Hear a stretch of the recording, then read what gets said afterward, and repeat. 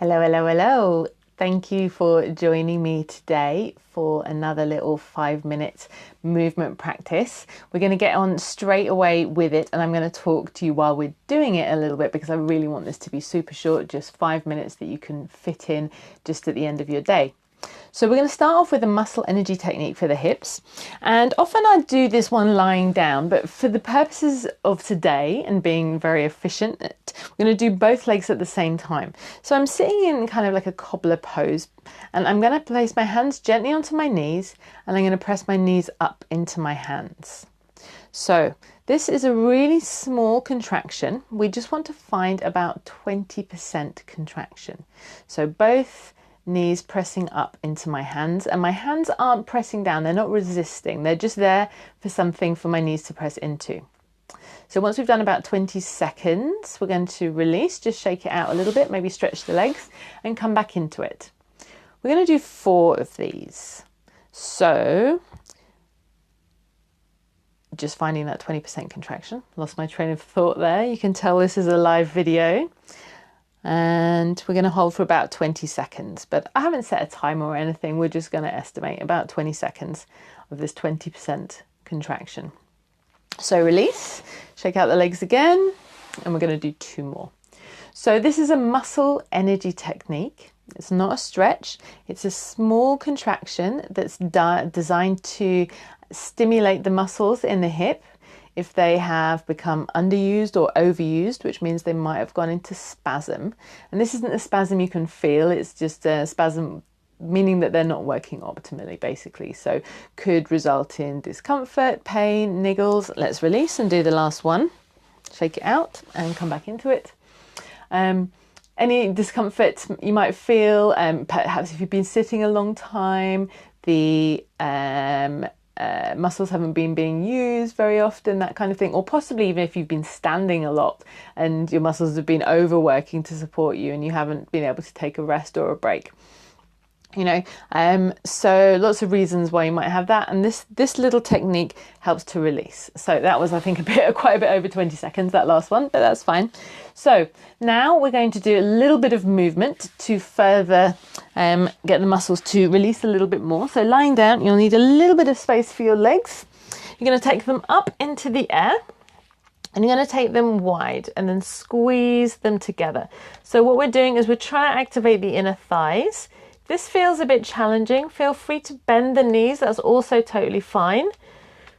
We're just contracting on the inner thighs here. And you can even put your feet on the floor if you want to. Just make sure you're using your abdominals to stabilize. Choose your own adventure. What we're just doing is activating the muscles here to get the opposing muscles to release a little bit. So I'm going to just cycle through the different options again. Keep the movement going. And if you want to pick up the pace a little bit, you can do. Start to get a little bit of energy in the inner thighs, really squeeze them together. And I haven't got much space here on camera, but if you've got the space, you can take the legs a little wider, take them as far as they'll go to really challenge the inner thighs to squeeze them back in together. Let's go a little faster. Squeeze, squeeze, squeeze, squeeze, squeeze. And a couple more for 8, 7, 6, 5, 4, 3, 2, 1, and release down.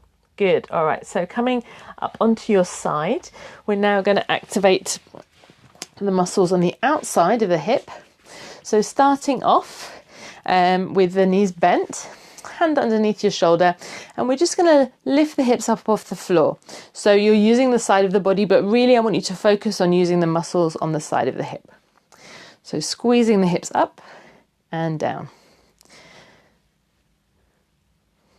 So you can also do this on your elbow if you have any wrist issues, but I recommend really gripping the floor with all of the fingers. And if you're feeling warm and comfortable in this movement, you can pick up the pace a little bit. Let's do 4 more. 2, and last 1. Good. And finally, let's switch sides. So we can't do this one on both sides at the same time. So again, knees stacked, hand underneath the shoulder, and then lifting the bottom hip up. So if you need to place the hip down in between each one, you can do, or you can challenge yourself by keeping the hip lifted. Other ways to progress this, if you like, are by extending the top leg out or even keeping the top leg hovering. Let's do another 4 of these, really making sure you're lifting the hips nice and high to engage those muscles in the side of the hip. And last one, and release down. Good, and we're done. That's it for today. I promised you it would be a short one. Just wanted to show you that. Please do pop a comment below if you've done this with me today. I'd love to know how you find it. And if you've done these muscle energy techniques either with me or with someone else, please do let me know what you think of them if you found that they've helped you at all. And I am opening my strong motion program this week. I've only got 5 spaces available. I've got a couple of people interested already. So if it's something you're interested in working with me and understanding a bit more about how these muscle energy techniques can help you release your hips in a variety of different ways, then please do shoot me a message or tell me more in the comments below. And I'll be jumping on Facebook Live all week, giving you different muscle energy techniques and a few other different movements that we can do in these short videos to help you release your hips and release your spine. Thank you very much for joining me today, and I'll see you next time. Bye bye.